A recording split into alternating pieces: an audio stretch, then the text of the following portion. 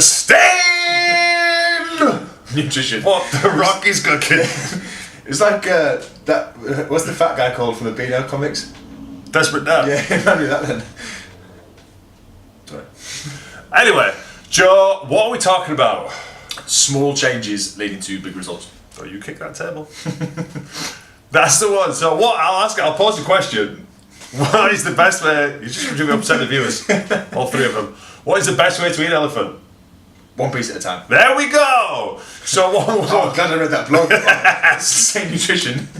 So what we mean is, don't try and tackle everything at once. So make small changes, add up to huge changes, and permanent results. Yeah, so one of the issues people have, it's kind of similar to the things we say in January, it's kind of come up again recently with some of our clients, is people sacrificing everything at once and kind of getting lost in, the minor details sometimes. Like, but I want it all, or I want it right now.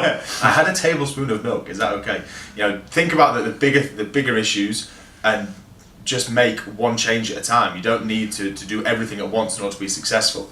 If you reduce your calories, increase your output, don't have any breaks off your diet, cut out coffee and milk and wheat, then you will get results faster, but there's going to be a lot of compromises involved in that. There's going to be a bigger fail rate for that. Yeah, and there's just more things that you've got to miss out on. So it depends on the individual you are. If you are able to do those things and do them consistently, then that's fine. Then by all means do them, because you'll get results faster because of it.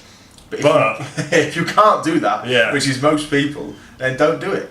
Change one or two of those things at a time, and then when that habit's ingrained, then bring something else in. That's it. So if you're used to, eating a really good diet and all you need is just a couple of tweaks, or maybe just swapping out cereal for breakfast and, adding some more protein to your diet, then you're going to be able to do this. You're drinking 3 litres of water a day, you're training 3-4 times a week. If your fat Paddy drives a bus and eats spray Mentos pies for his Greedy dinner, fat Paddy, then odds are of you completely changing and having, white fish and asparagus for your breakfast. He's just not going to be able to do it. No, he's going to fail miserably. Probably crash his bus into a terminus. That's how I picture him. Yeah, so you know what I mean? You've got to make these small changes. That could be something as simple as just increasing your water intake by 500 millilitres, per week until you're up to 2-3 litres. There's so many people we see when you get kind of the first day's food diary, and there's 10-15 changes you could make in regards to improving it. There's literally so many things that aren't quite optimal. It's rare. I don't think I've ever seen a kind of a week's food diary where we've not been able to make at least 3 suggestions, and that's from working with hundreds, if not thousands, of people now. So you don't need to change everything instantly.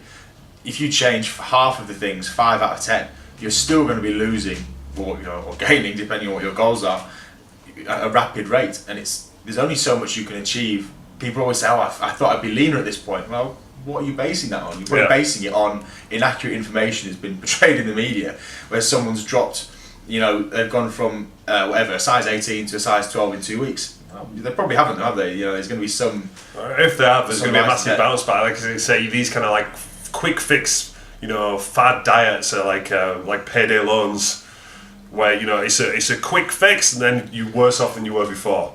And often it's just manipulating the numbers as well. If someone's lost, if someone's lost 8 pounds, lamb, then it's not going to be 8 pounds of stomach fat like they want you to believe. It's just not possible. So you need to kind of be like us and be really cynical whenever you see anything if it's too good to be true, then it probably is. Yeah, they're trying to sell you something. Yeah, someone's trying to make some money from you. So that's it. Always kind of work on a better than before basis. So if you are eating 7 Magnums a week, if you go down to 4, then that is better than before. Obviously, it's not optimal. It's not ideal. It's not like a rap. It's not ideal, but you've almost halved your Magnum intake. Almost. So that you're already making steps. You just have to think every kind of decision you make, is it taking you closer to your goal or further away? Yeah, that's not used to kind of justify it. So a lot of times people say, well, I used to have 3 birthday cakes on a Friday and now I have 2. You still need to keep a grasp of normality in there and think that, as James says, you just have to have that in your mind of, is this taking me further from my goal or not? But please, for the love of God, do not give me it could have been worse line. That could almost be a separate video. But this one where it's like, Well, I went out and I got really drunk and I ate 2 pizzas, but it could have been worse because I could have eaten 8. You always know when someone says this. They'll just close the laptop for 2 minutes. Just catch his breath. Put my headphones on. Just I'm just going to go do some washing up. listen to this. We're sucking.